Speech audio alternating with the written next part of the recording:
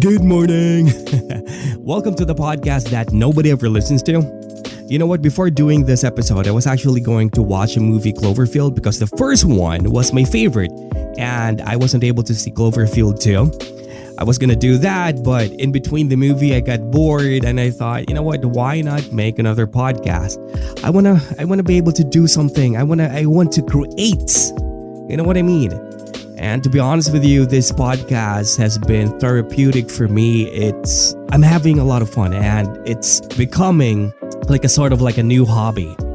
Today's podcast is going to be different because for the first time we'll be having somebody with us. Yes, we have a guest. Not really, but let me explain. So I was thinking, wouldn't it be nice to have somebody for this podcast as a guest? But I couldn't think of anybody who wants to be here. So then I thought, why not try to experiment and just go for random people, you know? So what I did was I went on Omegle because I thought it's good to have random conversation with, random people organically. And luckily, we found our guy, Brian from Minnesota, which was perfect for this episode. This was a long talk and I had to cut out some parts, but at that moment while we were talking, he was actually drinking at the same time. So his story was all over the place. But I tell you, he's probably one of the coolest guys that I've met in the internet. And I'm thankful to have him, sincerely. So Brian, if you're listening, thanks a lot, sir. So here we go. Today's April 4th on a Sunday. And if you have nothing to do, or if you're doing something and you just want to have something to listen to in the background, maybe you can listen to this, okay? Here it is. Episode number 4.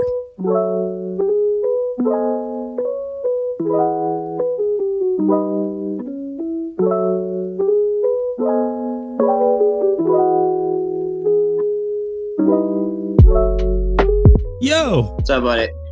What's up? Everything's good, man. You're doing good? Yeah. Everything's good? Yeah. Is my voice clear, by the way? It's very clear. I appreciate it. Okay, nice. Dude, I'm gonna tell you right off the bat. I'm actually doing an episode for my podcast. I'm gonna ask you a few questions if that's okay. Yeah, of course, my man. Okay, bro. Any crazy drunk stories? Where are you at right now? I'm in the Philippines. As I'm asking these questions, I'm thinking about a good story for you. Okay. And how crazy we want to go. I'm not gonna lie. No, where are you located right now? I'm in the Philippines, bro. Where are you located? Philippines. Okay. Are you a Joe Coy fan? Fuck yeah, of course. You know who that is? Mm-hmm. Filipino stand-up comedian. Well, it's just cool, like what he's done with his reach now that he has in the U.S. with the Philippines and like going to do his shit. I'm really big into comedy. I'm trying to think of a story for you, my man. I got one though. Let's Okay, take your time. I have a ridiculous story, but I'm pretty fucking drunk. I'm not gonna lie, because if I'm being honest, what time is it there right now? It's 8:14 in the evening in the Philippines. In the evening, it's 7:14 in the AM here in the U.S. What time did you start drinking?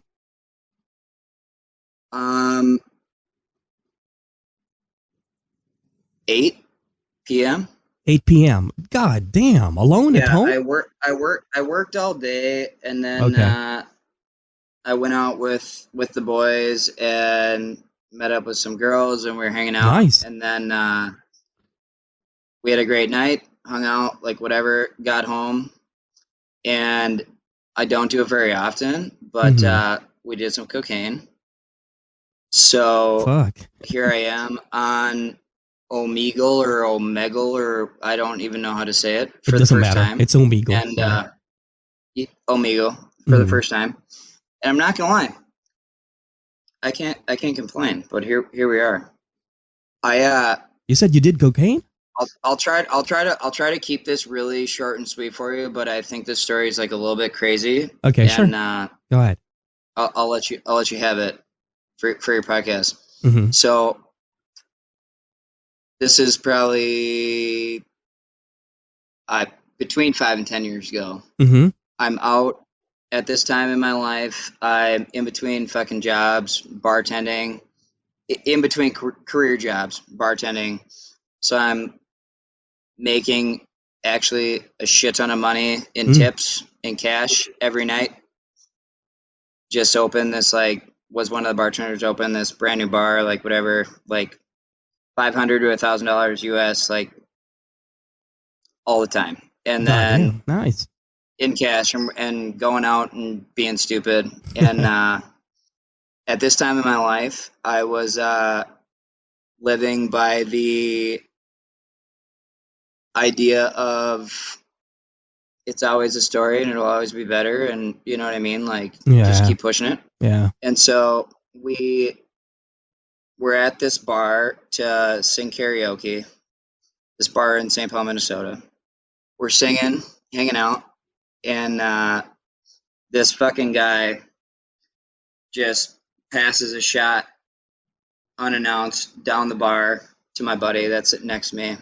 Shot of tequila comes from this Mexican guy, and there was really no words exchanged, and took the shot, started talking a little bit, get outside, we're having a cigarette, and he's like, basically in very broken English, he had English enough that like we understood what he was saying, but it was like very broken. And basically, ultimately, that conversation turned into him explaining how he was up here in Minnesota and was showing us all these videos of these grow houses and shit and all this shit, like whatever. And we're just like, fuck it. We're just going to keep hanging out with this guy for a story. Me and my buddy at the time. Keep going a little bit deeper. We're like, now we're just shooting fucking tequila with him and his buddy, doing coke in the bathroom, hanging out, like whatever. And singing fucking karaoke, hanging out, like whatever. We end up, he's leaving, and we're leaving at bar close, and we end up going a couple blocks away to his place. And this motherfucker comes over with like a shoebox, and it's like just like a nice Nike Jordan shoebox. And he hands it to my buddy, and he goes, "This is a present for you." And my buddy opens it, and it's like 2 pounds of weed in a bag. In a fucking in a shoebox. And he's like, in broken English, "You guys sell this for me, like whatever." And we're like, absolutely not. Like, I'm not trying to do any of that shit. And then we went a little deeper, and I was like, if you're gonna offer me fucking weed to sell, it needs to be quality weed, because anyone I'm going to try to sell it to, like, nobody's going to buy this fucking ditch weed that you put in this Jordan shoebox for me. Like, you know what I mean? Like, the only people that I know to even sell weed to, like, they don't want to buy fucking ditch weed. So he's like, okay, like, whatever, blah, blah, blah. And he just starts talking and realizes that we're just, like, there to be for sure friendly for the night. We're buddies for the night. And he starts talking, and he's I'm sorry I'm so drunk, but the story gets so much more ridiculous. It's okay, bro. Go ahead. So you refused to sell the weed, and what happened next? Well, we refused to do it, but also like we still were just like, this is a story, this guy's interesting to us. Like, I love interesting people. You know what I mean? Just like, and whatever. And we just keep talking to him, and he gets to a point where he's like, he starts like really opening up to us, like whatever, realizing that, like, you know, we're just trying to be his buddy, like whatever. I'm not trying to sell your weed. Like, there's no business proposition going on here. And he just starts talking to us. And ultimately, me and my buddy kept like pausing and stepping back and being like, you good? And we're like, yeah, let's fucking see where this goes. Ultimately, he doesn't know either of our names, no information about us. It doesn't fucking matter. Like, we're fine. But at this point already, we were pretty certain that he was a member of the cartel, or a cartel in Mexico, trying to fucking bring all the drugs up to the U.S. because it's pretty broken English. Like, you know, he can understand us, but he's having a hard time like communicating. It's Explaining, like, yeah. whatever. Mm-hmm. And we keep asking more questions, and so he starts trying to tell us about the first time he killed a dude. Fuck. And he goes into it a little bit, and he's like, the first time I had to do this, whatever, he's like, I was 16, like I was in this situation when I was in Mexico, I fucking had to do this, like I killed this guy, it was my first time, like whatever. And like got like real emotional about it, obviously, because, you know, most people don't kill people. I would assume that would be pretty fucking intense to do. How many people has this guy killed? Just like, did you ever find out? What's that? How many people this guy killed? I asked him. He didn't give me like a straight answer, but it's over 10, less than 20, I would assume. Fuck. Did you think that he was just fucking with you? No, dude. Let me keep going. Okay. So this dude starts talking about how he was in Mexico and he was doing all this shit, and he fucked up. Like, he pissed off the people in charge, and like his brother and like family kind of pissed off people in charge. And basically, instead of killing him and killing his family, that was why he was in Minnesota. Or like, that's why they had moved him up to the US in Minnesota, is they got him up there to be like, hey, we're going to put you on a fucking island and you're going to be the new guy here to funnel the shit to you, and you're going to do this. That's crazy, and man. They also separated him from like his wife and kids and his family. They put his wife and kids and family in like in a different state in Minnesota, or in the US, I think it's California. He was like basically asking us, like, first he asked us if basically for like 30 grand we would go to California and kill somebody, and we were like, fucking absolutely not. If I wasn't going to sell your fucking shitty ditchweed, I'm definitely not going to kill somebody. I can't even fathom even being put in the situation to have to do it once, or exactly. Like, even in a conversation, like even if I'm drunk having a conversation with a guy that confesses a murder, I don't know, maybe it's going to snap everything out of me. You know, I'm not going to be drunk. Ugh, it's going to wake me up. He started like going like really, really deep into like how hard and fucked up the situation he was in, and like how he got into it, and like how he never wanted to, but he didn't have any other option, and this is where he's at now, and like he's, you know, there's no way for him to get out, right? I honestly don't know. I mean, if he like did really well in Minnesota, like funneling drugs in Minnesota, like maybe he would be at a place where he was in good standing and he could somehow like leave, but I don't think that's how the cartel works. No, like, that's not how it works. You know, there's no turning back. I think, you know, I think if you turn back from that, they're gonna have to get rid of you. That's what I know. You know. Yeah, I mean, if you're doing well, you need to keep doing well. Like, yeah. I mean, it's literally like, it's like the ultimate of any like sales career job. Like, I'm in sales. So like, if I'm not hitting my number and like producing for my company that I work for, of course they're going to fire me. But they keep me around because I do well. But they also, like, when I do well, I'm just held to a higher standard. So it's like, it's the same exact thing, but instead of getting fired, like, they just get rid of you. Like, I don't know. Like, I don't know too. But that's what I heard. He was basically saying, after he's like really deep, like thinking like we're best buddies now, and he's like opening up completely and being super like honest and vulnerable and soft and like whatever, he starts like trying to tell us that his sister's, he tells us that his sister's really sick. He keeps like telling us she's really sick, like whatever. But whatever word he was using, we had no idea what it was. And it was just like, we didn't know. He was like, she's so sick. We were like, does she have cancer? Like, Mm-hmm. does she have MS? Like, you know what I mean? Like Yeah. anything I could fucking think. Like we knew it was like terminal, like she was fucked, like whatever. And we finally like went back and forth for probably like 5-10 minutes, and then we were like, oh fuck. We pulled out the cell phone and pulled up Google Translate and just had him speak into This is after the 5 into the hours of phone. having a conversation with him. You just realized that, hey, maybe I can use Google Translate. Well, but it never got to a point where like we didn't know what he was saying. Like his English was broken, but it was like Comprehensive. good. You know what I mean? This was just like a word. He didn't Yeah. know how to describe it. He just kept saying she's sick, and like we were just like, is it this? Is it this? Like we had no idea. Yeah. And he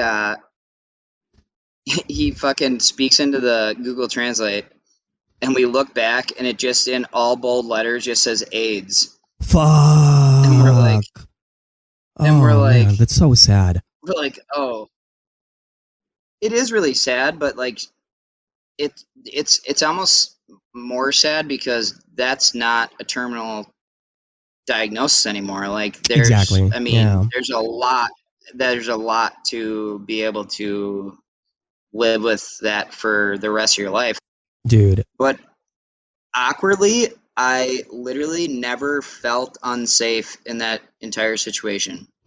Like that dude just literally needed companionship and a friend, and he got put on an island, and he needed that conversation as well as I needed this story. Yeah, which I didn't absolutely. I didn't need this story.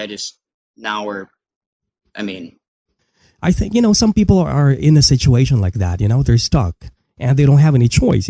I live in the Philippines, and the Philippines is one of the most, we live in a third world country. There's a lot of poor people here, especially in the early 90s, early 2000s. Buying meth is like buying a piece of candy. I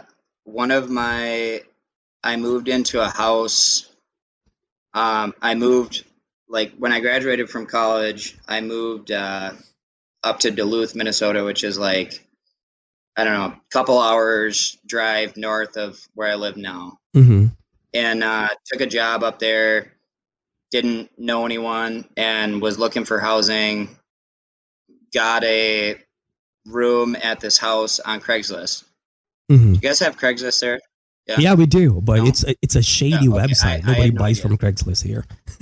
Well, yeah, I mean, it is shitty. It's not terrible in the U.S., but like back then, especially, it wasn't that bad. Like housing wise, like, you know what I mean? Yeah. Especially in markets like that, like Minnesota's like a very, very safe state, especially Duluth, Minnesota. Like, you know what I mean? Like, but either way, so I ended up in this house, like very nice, like fully renovated, like beautiful house, whatever. Okay. But had like a bunch of random roommates, and it was me and this guy and 3 other girls, all just strangers when we got there. But I played ice hockey my whole life. Minnesota's like the biggest fucking ice hockey place in the world, except for parts of Canada, and even parts of Minnesota are bigger than Canada. And this dude was Duluth's a massive ice hockey place. Like, we connected. We went to. We ended up actually finding out we went to the same college for a little while, like whatever.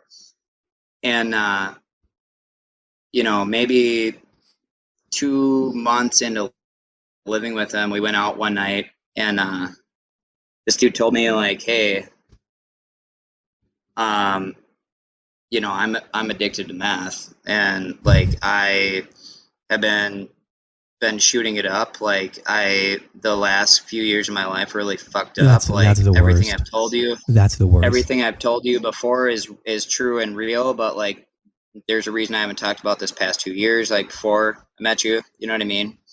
And I am doing my best to make a change, and like that's how I got where I am now, and like whatever, and kind of confided in me. And the only reason I helped him or whatever, was selfishly like, this is my fucking roommate. I have a fucking, now know I have a meth head, like, living with me. You know what I mean? Yeah. So selfishly, like, I'm going to try to help him out as much as I can just for my own benefit. But also, like, he wanted to make a change. You know what I mean? I have a degree in psychology. That's what I graduated from college Okay. with. Like, and so, but ultimately, like, I basically just told him, I was like, hey, you told me this black and white situation. You got to a point where you wanted to tell me this for a reason. You wanted to change. Don't ever do meth in our house ever. And anytime that you want to use, you're clean right now. Doesn't matter what time of fucking night it is. It could be the middle of the night, like whatever. Wake me up and say, hey, I want to use right now. You need to, like, can you talk to me? And he did that a few times. And he fucking kicked it right then. And he's been clean ever since. And he's like one of my fucking best friends in the entire world. He's clean now? Because of that, like, left, married, like, met this fucking Nice. beautiful Okay. fucking woman on the golf course with his dad. Homeowner, like amazing fucking human being. Like, it's just like, but dude, like, from what he's there now to where I met him to what I know previous, it's like that shit. Like, I mean, this shit's fucked. Mm-hmm. This shit's fucked, and it can be fucked. But ultimately, like, that shit's another. You know what, bro? Demon. I hope this doesn't happen, but you're gonna evolve from that. Sooner or later, you're gonna get bored with the coke. Then you're gonna step it up with, to heroin. I hope that doesn't happen, man. I know a lot of people. In my life, who overdose, who kept on saying, "I'm gonna change, I'm gonna change, I'm gonna change." It never happened. Especially classmates from college. Every time that I come back, I've worked in abroad, quite a few times. And every time that I come back to see them, they're the same, they're dirty, physically, like appearance wise. They haven't showered. Like, what's up with you? You have a kid, you have a wife.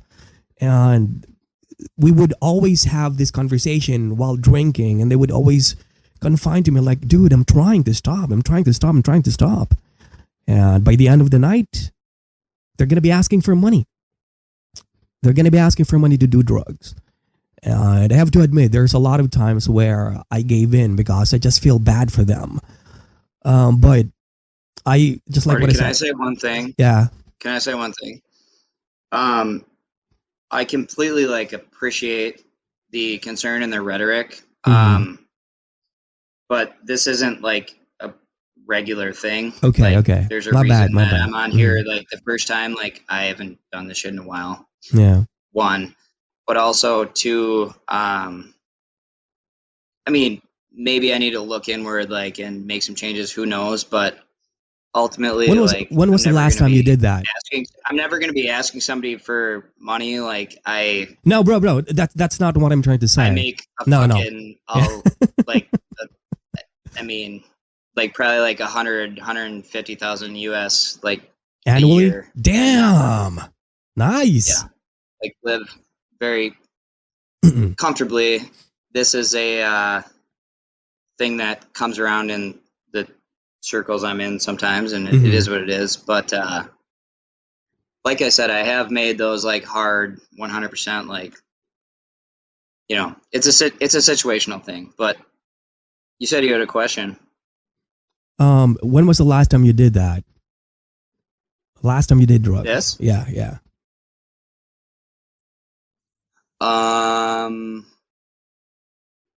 Like 3 weeks ago. But it wasn't at all like this. It was like out, like, with people, and I had like 2 lines and still was drinking and went to bed at whatever. You know what I mean? It wasn't like a situation like this. I don't know if that makes any sense. Yeah. I understand. So everything's normal there? You guys are allowed to party. Bars are open in Minnesota. No COVID threats or whatever. No wear your mask or face shield, whatever. Oh, it's very, very mask oriented in like every state still that I've been around in. It's for Minnesota, the rules are you need to wear a mask Uh-huh. if you're doing like indoor dining or like being inside like a bar or restaurant establishment like Oh, that. bars are open now. They can only have 50% capacity, Okay. but still like need to have a mask on anytime you're not sitting at a table with your own group, like eating or drinking. Like if you know what I mean, like if you're not with the people you came with, if you're standing up or doing anything, you need to have a mask on. Have you been to the US? No. No, I've never But been so there. like if I go from like Minnesota, like Texas, Mm-hmm. it's a completely different fucking country. Like literally, it's so fucking different. It's so Yeah. far away. The laws are different. Like the United States of America, like they left it up to the states to decide what they wanted to do, and it wasn't. I don't think it was dealt with well at all. And Trump definitely didn't have anything fucking positive to do with anything that has fucking come from. Oh man. You know what? It's the same thing here, politics wise, I cannot really blame anybody. I think no matter what president or who it is, in no matter what country, everybody will have a problem. I don't care what kind of leader you are. You could be the leader of Japan, Canada. Under this COVID times, you're going to have a lot of problems dealing with COVID. So, I don't care if you put Unless you're New Superman in Zealand there. and you're on an island and you're small and you can get rid of it immediately. Nah. New Zealand has been having full capacity concerts for like the past 6 months because they haven't had a single case of COVID in New Never? Zealand for Not a like single case of 10 COVID? months. For the past like 10 months. I It's need to look fucked that up. For real? Yeah. Yeah. I can't believe that, bro. Maybe their government is keeping that from them. They're keeping it hush hush. I don't know. That's impossible. I feel like of all the governments around the world, that's not the one that's going to cover it up like some other ones I know. completely have. Like, Russia's numbers are fucked. China's numbers are fucked. Japan's numbers are fucked. Like European countries are fucked. Well, but the United States, is really fucked. You guys are number one. Well, I didn't mean the U.S. is like by far and above like the biggest shit show in my opinion to an extent, but I meant in governments like fudging and like faking numbers. Oh, okay. Like Russia, China, like you know what I mean? Yeah. I think the U.S. is like putting out accurate numbers of cases, but it's a fucking disaster, and it's an obvious fucking disaster. I by the way, I thought I'd bring this up. I actually work in China. Yeah. Do you? Yeah, I worked there, and I went home for a vacation. January 20th, 2020. I remember, man. I still remember having a conversation with our managers and our staff that hey, there's this thing that's going on in Wuhan. And they told me, hey, don't worry about that. It's just it's a flu. You don't have to worry about it. You don't need to be concerned. So okay, do we need to get shots? No, just go home. So I went home. I went to the Philippines. I went back here. I was so excited. I was so excited to see the beach because there's no ocean of where I am living in China. There's all lakes there. Yeah. So okay, I came back. Me and my family. I took my cousins, my parents. We went island hopping in 7 islands. It was a blast. By February, I was supposed to come back to China for work. And then it just suddenly blew up. Where in China do you work? Shunda. I'm 11 hours away by plane from Wuhan. But still, it doesn't matter. Okay. This is airborne. It reached, everywhere. So I've been in the Philippines for a year now. Hey man, I'm listening, and then I have a fucking story for you. To be honest. Sure, go ahead. Yeah. No, continue. Yeah, so 100%. Yeah, so that's it. I haven't been back to work, and to be honest with you, bro, a lot of people. Have you like not been working, and you're like not making income, and you're like laid off, furloughed, or? Not laid off. Or you've been like working remote from the Philippines? The company, absolutely. I don't do things for them anymore because I need to be there and I Okay. can't teach online. Okay. So I've been doing other stuff. I've been doing, the reason why I have this microphone because I do advertisements for, from different companies, startups, and I do voiceover narrations also for children's storybooks. And I just thought, hey man, I'm really bored, bro. I'm bored. I miss talking to people. So I decided, why not make a podcast? Just make a podcast. It's free. It's free. And Dude, the craziest thing is this is literally an organic conversation that happened with a random stranger in the Philippines on this fucking, you know what I mean? Like, yeah, it's the best thing kind ever, of man. Like, it's kind of crazy. It's like about as random and ridiculous as it could be. So, And I'm gonna tell you something. do whatever you want with it. If Do whatever I you want was with it. drinking with you right now, I'm sure we're gonna have a blast, man. Conversation wise. Okay, bro. I want to say thank you, Brian. Dude, Marty. Hey, Marty. Yeah. Do you have a channel or anything like that you already have, or? I have okay, hold on. Try to look this up. It's on Red Circle. You can find this in Spotify as well. It's called I really actually enjoyed this a lot. I'm not gonna lie, and I'm gonna go to bed after this. But I appreciate you so much. And yeah, sure, man. Me too. I swear to God. No, cut this shit together Yeah. however you want and do whatever you want with it. But will you send it to that email when you do I it? will. Okay. I got your shit. Okay. Yeah. It's not very Podcast popular. that Man. no one ever listens to. Yeah. It's funny, bro. I just created this podcast this month, actually. The first episode, I made it March 22nd, I think. I think that was the first episode. Yes, that was the first episode. And I was like, you know what? It's something that I want to be able to do on my weekend, for, Saturday. And my girlfriend is in China too. She's Chinese. So, Oh, really? yeah, she was actually the one who suggested this. And she told me that, can you please give me something Have you that not seen her since you quit pandemic, working there? bro. Since pandemic, it's been a month. Dude, and that's I mean, a fucking year. gnarly. Yeah, a year, yeah. That's gnarly, dude. I'm sorry, and also I respect you for being able to do that and continue to keep that a priority with it being a year of separation. Like that's It's crazy, That's kind of Yeah. that's gnarly, dude. It's crazy, crazy. man. It's crazy. And, but I'm very, somehow, I am open-minded to a fact that maybe, if I stay here a little bit longer, if I can't go back, she's going to find somebody else, but it's fine, just like what I said, she's the reason why I do this.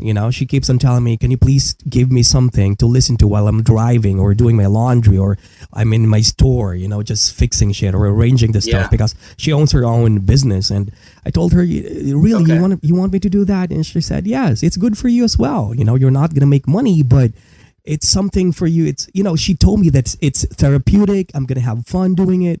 She's right, bro. She's right.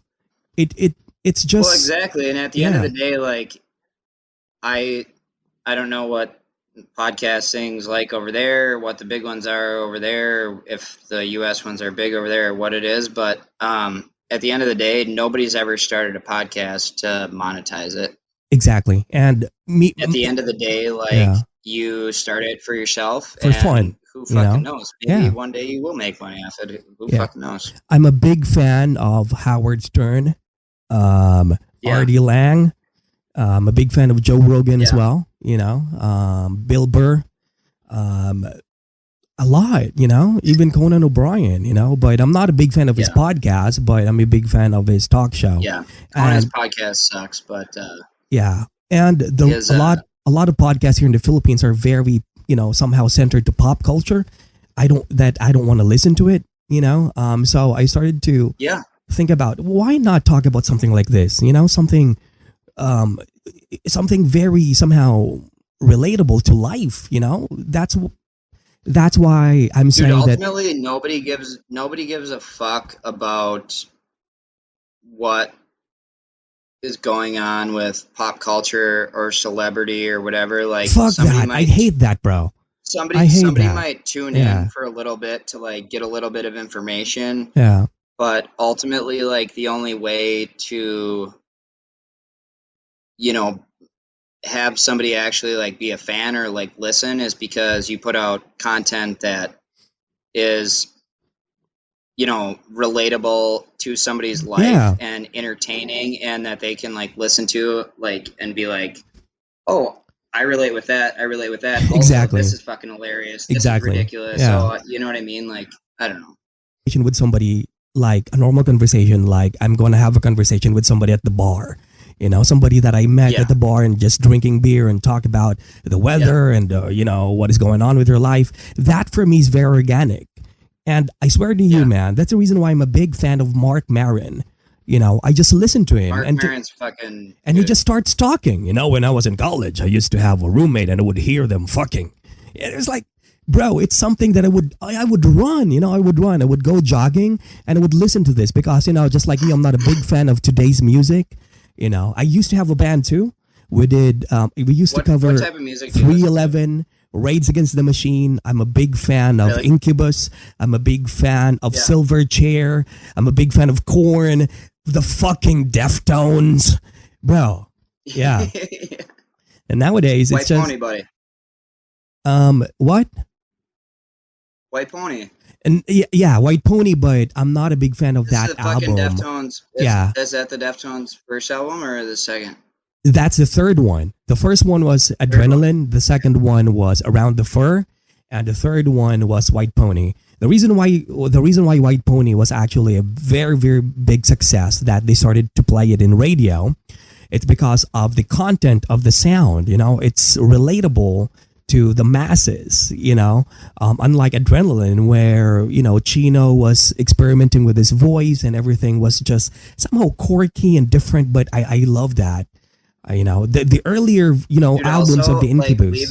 leave it to the fucking Deftones to name a album Around the Fur, like literally talking about pussy being around the fur, and then isn't there a song on that album called fucking Labia? Like, I love that. just so aggressive. Yeah. The my favorite Did you know one. that Madonna discovered them, and Madonna Yes, actually is who like signed them and put them Madonna on their is one label, of the or on her producers label? for yeah. She's one of the producers for Deftones. Terry Date, Madonna, and Maverick Records, and they switched it with Sony with Epic Records, and then they went back to Terry Date. But after White Pony, I have to admit, man, I started to zone out. We start to get a job, and the Deftones just started to sound, somehow, I don't know, I didn't like it anymore. So Yeah. and Foo Fighters too. I love them. I love a lot of bands. I keep on listening to the same Dude, band. I don't listen to the Foo Fighters a ton, but there's probably 20 songs that I love by them.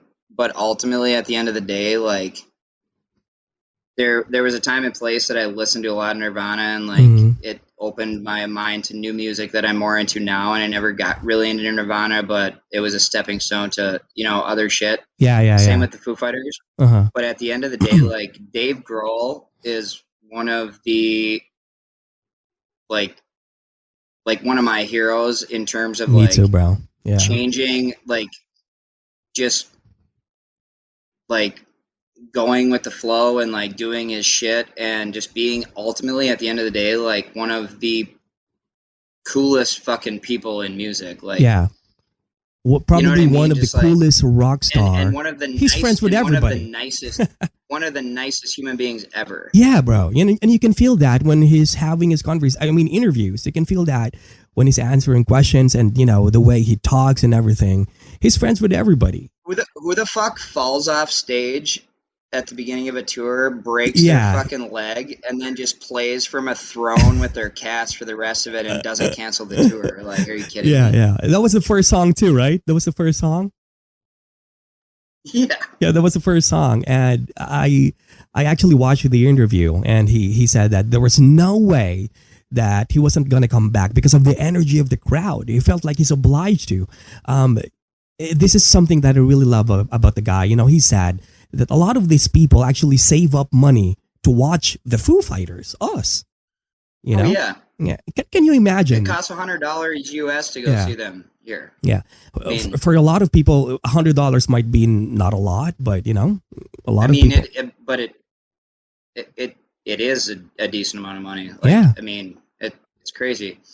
Dude, he has one of the I can't remember what festival it was, but they had like blown up way too fast, and they were Hmm. headlining some huge festival that literally was like one of those massive like yard like festivals. There was like 100,000 people in the crowd, Hmm.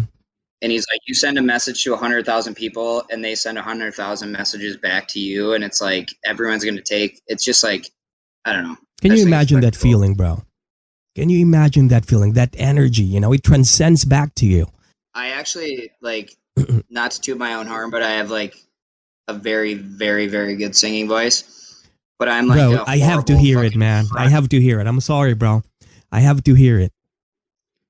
I have my guitar next to me. You need me to play something? Do you have a guitar or something? I Oh do. fuck! Look at that. Okay, okay, go, bro. Um, What are you gonna do? What are you gonna play? do you know? Anything, man. Do you know like 3 a.m. by like Matchbox 20? Like Of that's course, super bro. fucking easy. Fuck. Yeah, that's super. Okay, That that's super easy. okay, go ahead.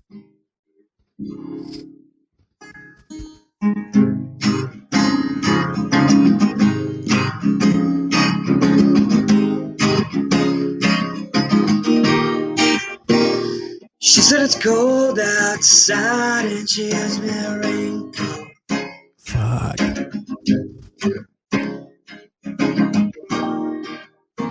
She's always worried about things like that.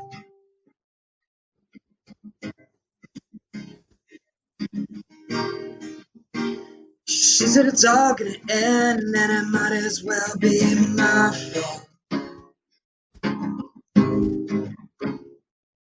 She only sleeps when It's it's raining. raining. She screams and her voice is strained. She says, baby, it's 3 a.m. I must be lonely. Yes, baby. Oh, I can't help but scared of it all. Sometimes rain's gonna wash away, I believe it. That's beautiful, man. That's beautiful. Yo, nice. Yo, I'm gonna use that as my outro for this podcast, bro. Fuck. You know what? This is the entire episode now. I don't think I'm gonna look for somebody else. Because the main idea was like, okay, I'm gonna find at least 4 people to tell me their story.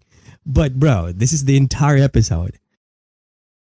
Because honestly, like, my man, this has been like fucking great little hang that we just had with a fucking stranger from the Philippines. I honestly appreciate it so much, Marty. It was a fucking great time.